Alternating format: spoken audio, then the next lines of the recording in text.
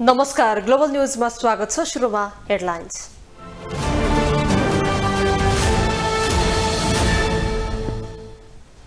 नागरिकता विधेयक राष्ट्रपतिले प्रमाणीकरण नगरे अदालत जाने प्रचण्डको चेतावनी, 2 पटक फिर्ता गर्ने अधिकार नरहेको जिकिर।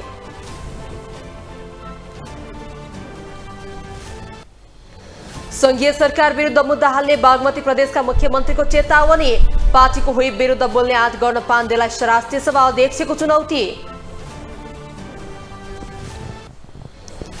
संघीयता स्थापित भए पनि प्रत्याभूत गर्न नसकेकोमा निजी क्षेत्र असन्तुष्ट, सामान्य कामका लागि पनि केन्द्र धाउनुपर्ने बाध्यता रहेको गुनासो। अफगानिस्तानको काबुल स्थित रुसी दूतावास नजिकै बम विस्फोट, कम्तीमा 20 जनाको मृत्यु, दूतावासमा समेत क्षति। र साफ महिला च्याम्पियनशिप फुटबल प्रतियोगिताको सम्पूर्ण तयारी सम्पन्न, उपाधि बाहिर लैजान नदिने कप्तान एन्जिलाको अठोट।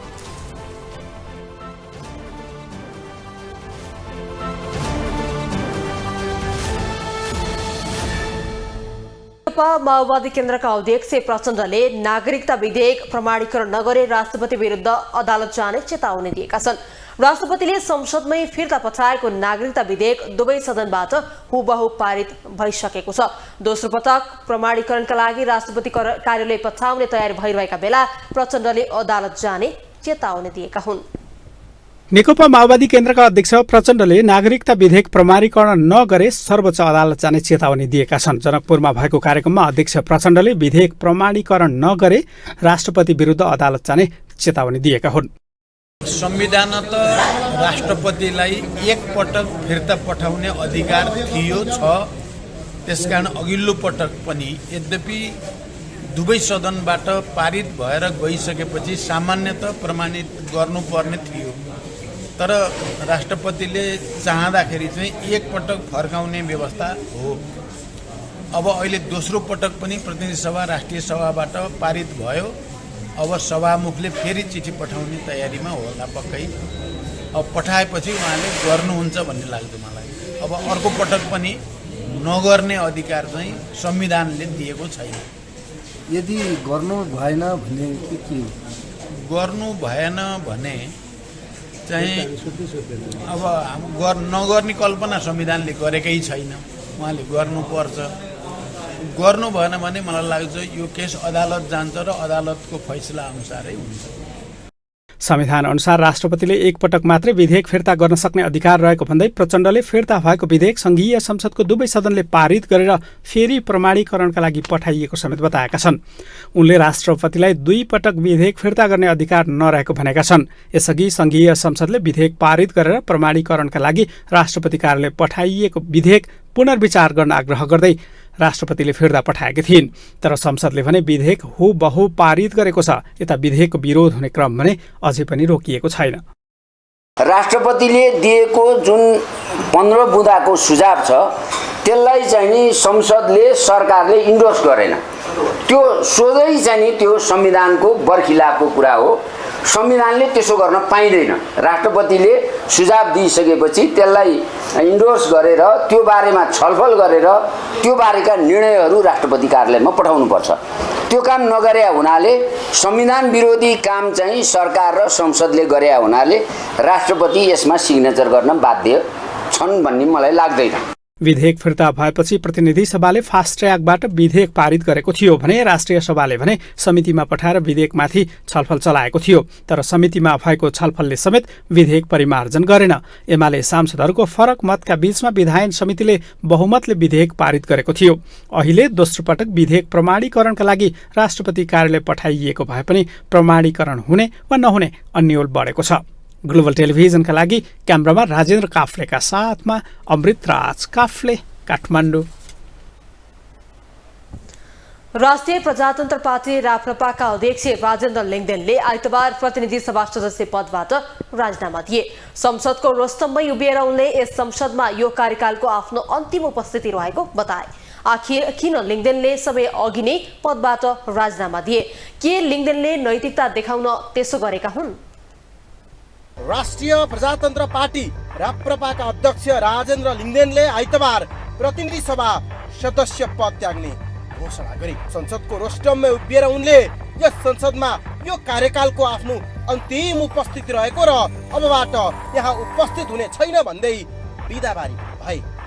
लिङ्गदेनले आफू अब नआउने मात्रै भनेनन्, आफ्नो नाममा पठाइने तलब भत्ता र सुविधा रोक्का गरियोस् भन्दै कहीँ कतै लेखेर दिनुपर्छ भने लेखेर दिन पनि तयार रहेको पनि बताए।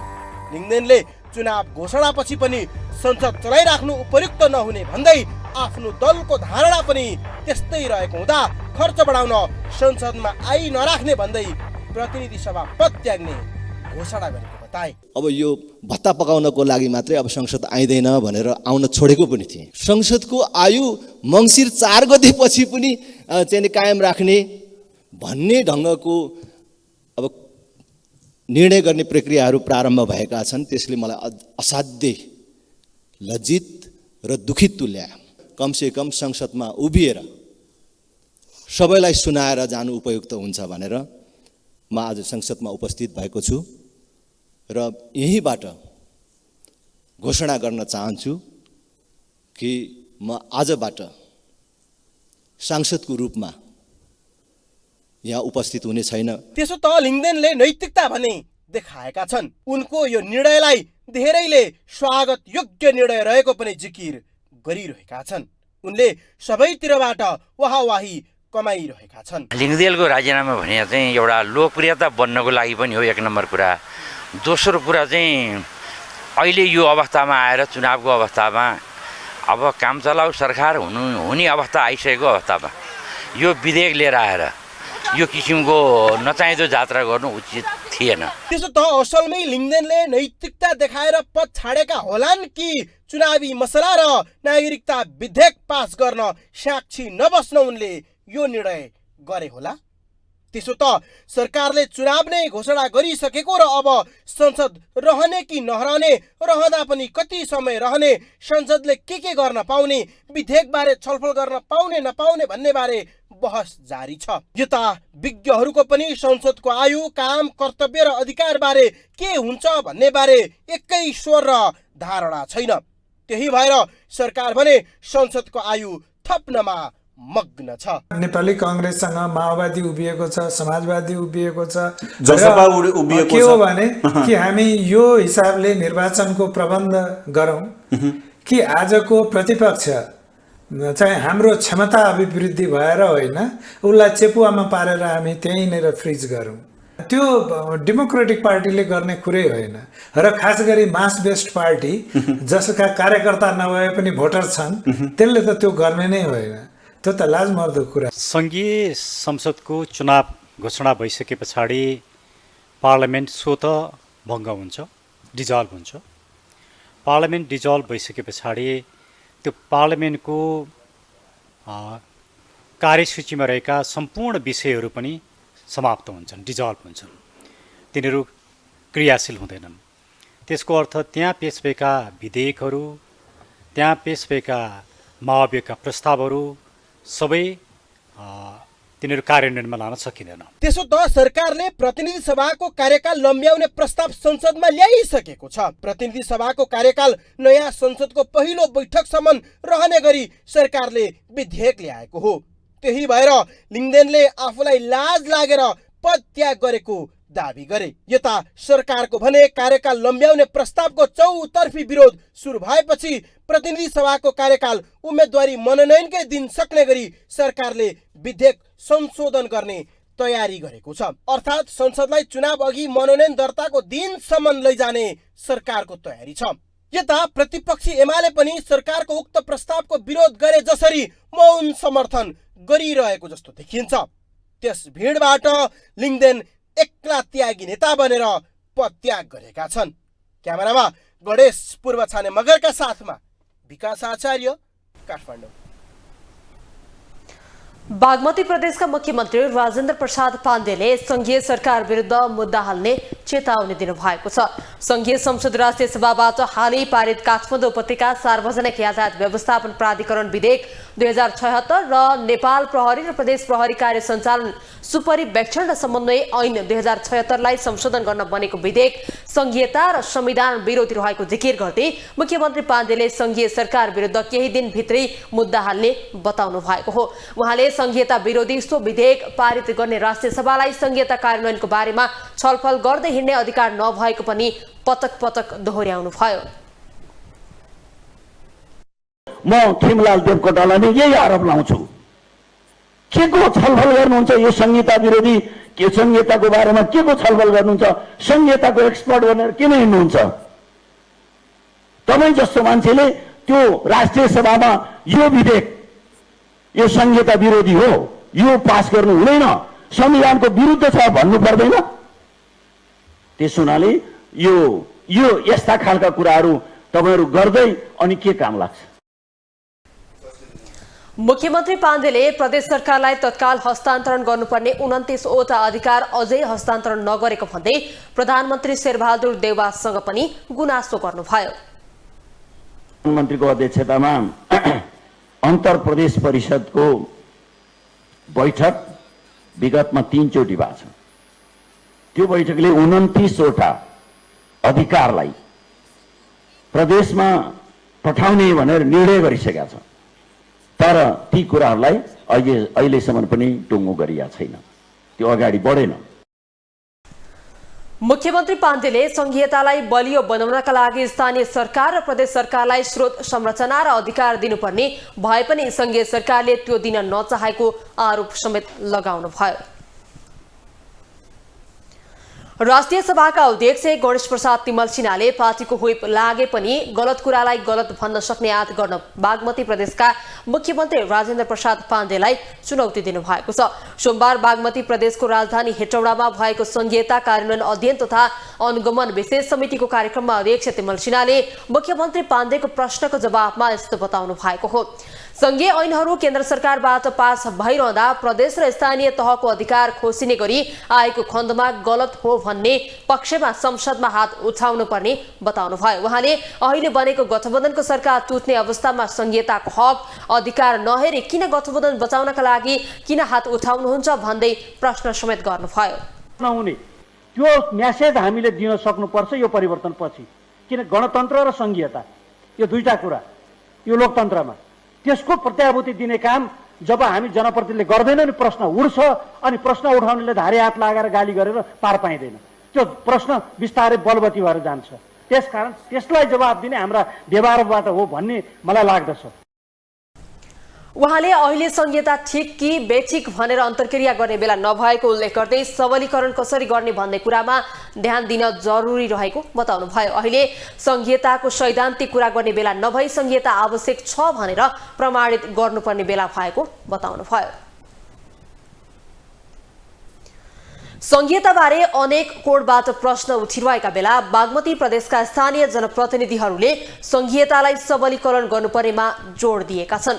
बागमती प्रदेशको राजधानी हेटौडामा भएको संघीयता कार्यान्वयन अध्ययन तथा अनुगमन विशेष समितिको अन्तर्क्रिया कार्यक्रममा बोल्दै जनप्रतिनिधिहरूले संघीयतामाथि प्रश्न गर्नुभन्दा यसको सबलीकरण गर्नुपर्नेमा जोड दिएका हुन्।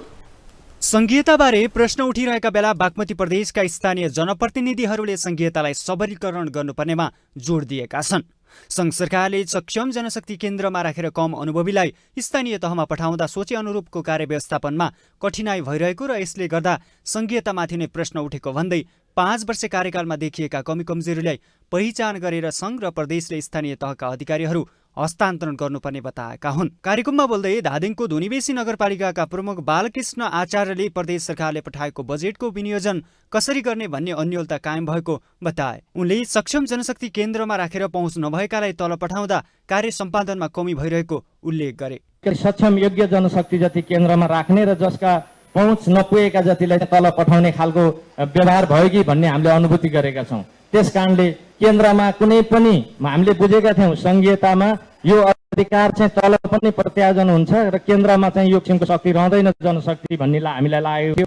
आज जनशक्ति केन्द्रमा थुप्रिएको अवस्था छ, विज्ञ केन्द्रमा छन्, विज्ञता केन्द्रमा छ, काम स्थानीयले गर्नुपर्ने अवस्था जुन सिर्जना भएको छ। यता चन्द्रगिरी नगरपालिकाका मेयर घनश्याम गिरीले शिक्षा ऐन सङ्घीय सरकारले 5 वर्षसम्म पनि ल्याउन नसक्दा स्थानीय तहमा समस्या सिर्जना भएको बताएका छन्। जुन स्थानीय सरकारको नयाँ अवधारणा अनुसार आइसकेपछि त्यो दरबन्दीको जुन खाका तयार गरेको छ त्यसभन्दा अगाडि आजभन्दा 20 वर्ष अगाडि 2059 सालको शिक्षा नियमावली अनुसारको अहिले त्यसैलाई नै लागू गरेर दरबन्दीहरूको कायम गर्दाखेरि त्यसले चाहिँ धेरै अप्ठ्यारो पोजिसन तयार गरेको छ।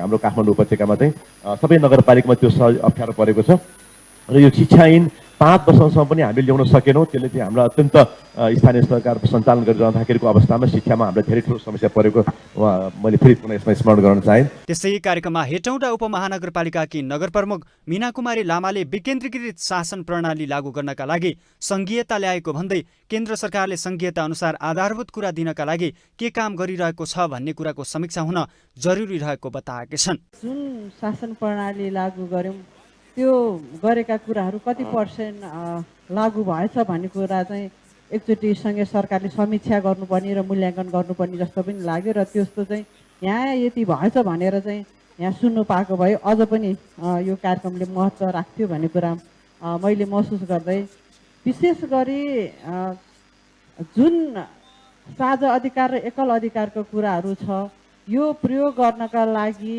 हामीले कति कुराहरू समन्वय र सहकार्य गर्यौँ। साझा अधिकारका कुरामा अस्पष्टता, आन्तरिक आम्दानी बढ्न नसक्नु, निजी क्षेत्रले सङ्घीयता प्रत्याभूत गर्न नसक्नु र शीर्ष नेताहरू नै सङ्घीयताको विषयमा प्रश्न उठाउनुले सङ्घीयता कमजोर भएको जनप्रतिनिधिको बुझाइ छ। 5 वर्षको पहिलो कार्यकाल र त्यसको अनुभव र कमजोरीलाई आत्मसात गर्दै आगामी दिनमा थप प्रभावकारी बनाउन सङ्घ, प्रदेश र स्थानीय तहबीच समन्वयात्मक भूमिका हुनुपर्नेमा स्थानीय जनप्रतिनिधिको जोड रहेको छ। आसन्न आम निर्वाचनका लागि उम्मेद्वार छनौटको लहर चलेका बेला जघन्य अपराधदेखि भ्रष्टाचारका आरोपीसम्म उम्मेद्वारमा सिफारिस भएका छन्।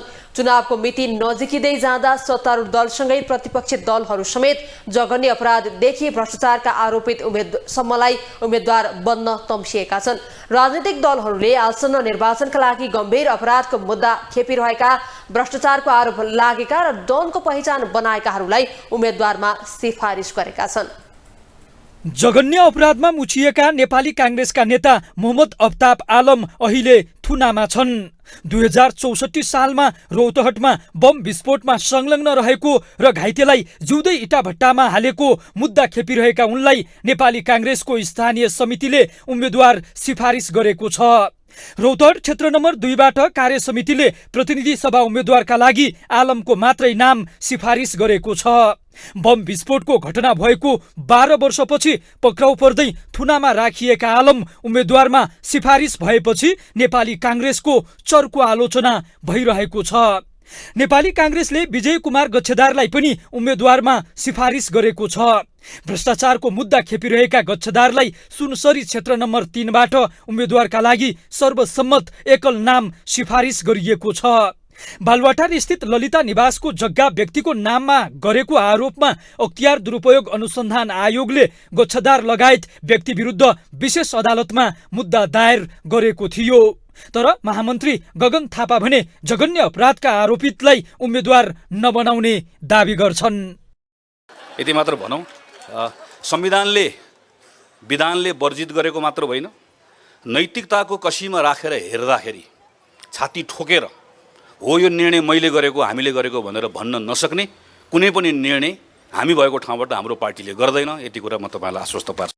यता प्रमुख प्रतिपक्षी दल नेकपा एमाले गोर्खाको निर्वाचन क्षेत्र नम्बर 2बाट गुण्डा नाइके मिलन गुरुङ चक्रे मिलनलाई उम्मेद्वार सिफारिस गरेको छ। डनका रूपमा चिनिने चक्रे मिलन गुण्डागर्दी गरी अकुत सम्पत्ति कमाएको आरोपमा पटक पटक जेल परेका व्यक्ति हुन्। अपराधमा संलग्न रहेको आरोप खेपिरहेका मिलनलाई उम्मेद्वारमा सिफारिस गरेपछि एमालेको समेत आलोचना भइरहेको छ। हामीले गुण्डागर्दीलाई प्रमोसन गरे, गुण्डाहरू परिचालन गरेका छौँ, मनी मसल माइन्ड प्रयोग गरेकै छौँ नि, त्यो निरन्तरता हो हैन, त्यो निरन्तरता हो। हिजो पनि थियो त्यो निरन्तरता हो।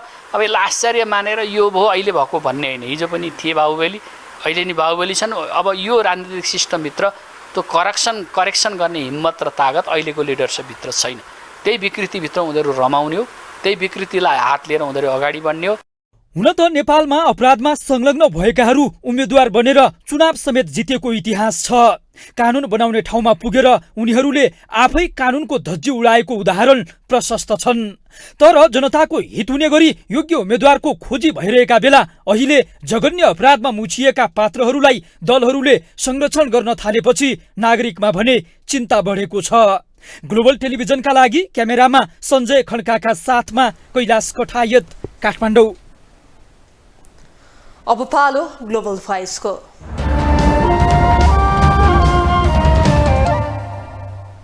आसन्न आम निर्वाचनका लागि उम्मेद्वार छनौटको लहर चलेका बेला जघन्य अपराधदेखि भ्रष्टाचारका आरोपित सम्मका व्यक्तिहरूलाई सत्तारूढ दलसँगै प्रतिपक्षी दलहरूले समेत उम्मेद्वारमा सिफारिस गरेका छन्।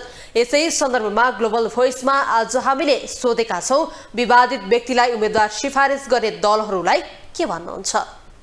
एउटा फौजदारी अभियोग लागेका कुनै साधारण मान्छेले पनि टिकट पाउन हुँदैन भन्ने प्रचलन पहिलेदेखि पनि थियो र अहिले आएर अब ज्यान केसमा परेका, अब जेल खेपेका र अहिले पनि जेलमै भइरहेका मान्छेहरूलाई प्रतिनिधि सभाको सदस्यमा सिफारिस गर्नु भनेको त्यो मूर्खता हो।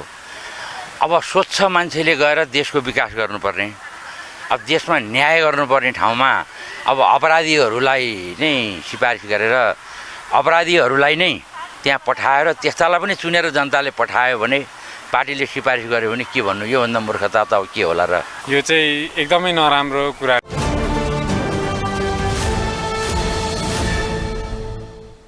मुलुकमा संघीयता स्थापित भए पनि निजी क्षेत्रले प्रत्याभूत गर्न नसकेको गुनासो गरेको छ। सोमबार बागमती प्रदेशको राजधानी हेटौडामा भएको संघीयता कार्यान्वयन अध्ययन तथा अनुगमन विशेष समितिको अन्तर्क्रिया कार्यक्रममा सहभागीले यस्तो गुनासो गरेका हुन्।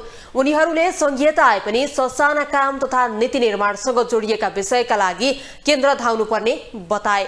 कार्यक्रममा मकवानपुर उद्योग वाणिज्य संघका उपाध्यक्ष उज्जवल चौलागाईले संघीयता आइसकेपछि पनि अझै लगानी मैत्री वातावरण हुन नसकेको बताउनुभयो। उहाँले उद्योग दर्ता र नवीकरणका लागि काठमाडौँ जानुपर्ने बाध्यता अझै कायम रहेको उल्लेख गर्दै निजी क्षेत्रका लागि संघीयता आउन नसकेको बताउनुभयो।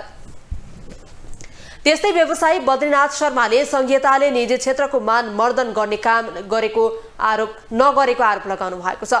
उहाँले 3 तहको सरकारले उद्योगी व्यवसायीहरूलाई औद्योगिक क्षेत्रमा जथाभावी भाडा बढाएर आतंकित समेत बनाएको बताउनुभयो।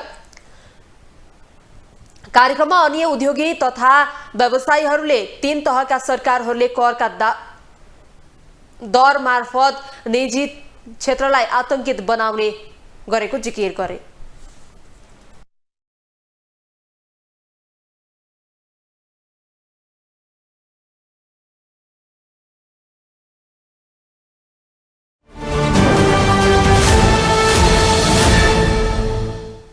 अफगानिस्तानको राजधानी काबुलमा बम विस्फोट हुँदा 20 जनाको मृत्यु भएको छ। काबुल स्थित रुसी दूतावास नजिकै भएको विस्फोटमा 20 जनाको मृत्यु हुनुका साथै केही घाइते समेत भएका छन्।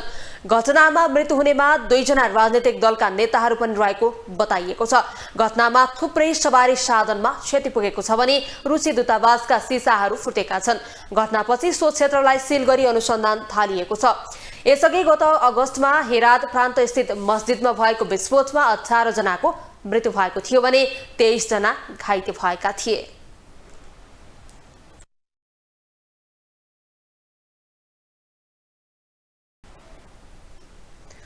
अब स्पोर्ट्स न्यूज।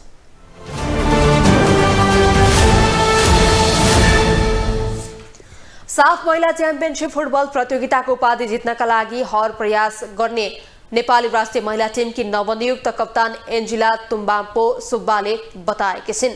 काठमाडौँमा सोमबार आयोजित प्री म्याच कन्फरेन्समा कप्तान एन्जिलाले त्रिपुरेश्वर स्थित दशरथ रङ्गशालामा आयोजना हुने प्रतियोगिता उपाधि जित्नलाई प्रयास गर्ने बताइन्।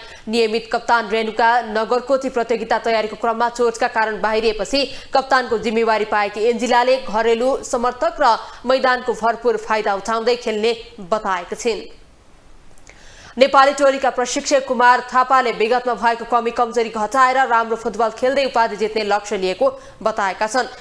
साताको अभ्यास पहिलो प्राथमिकता भुटानसँग भएको बाँकी खेलका लागि तत्काल रणनीति तयार गरेर टोली अगाडि बढाउने उनको भनाइ छ।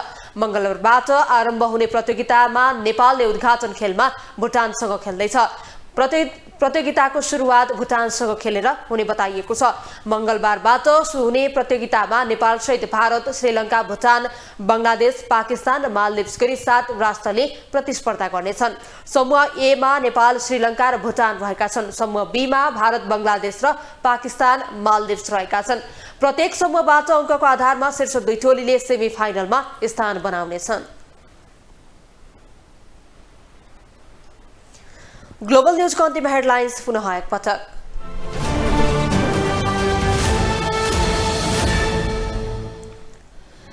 नागरिकता विधेयक राष्ट्रपतिले प्रमाणीकरण नगरी अदालत जाने प्रचण्डको चेतावनी। 2 पटक फिर्ता गर्ने अधिकार नरहेको जिकिर।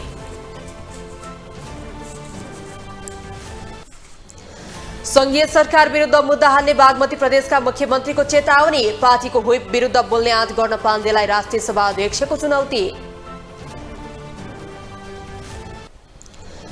संघीयता स्थापित भए पनि प्रत्याभूत गर्न नसकेकोमा निजी क्षेत्र असन्तुष्ट। सामान्य कामका लागि केन्द्र धाउनुपर्ने बाध्यता रहेको गुनासो।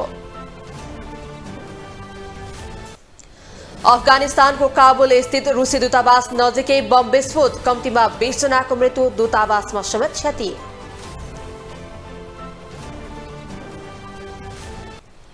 र साफ महिला च्याम्पियनशिप फुटबल प्रतियोगिताको सम्पूर्ण तयारी सम्पन्न। उपाधि बाहिर लैजान नदिने कप्तान एन्जिलाको अठोट।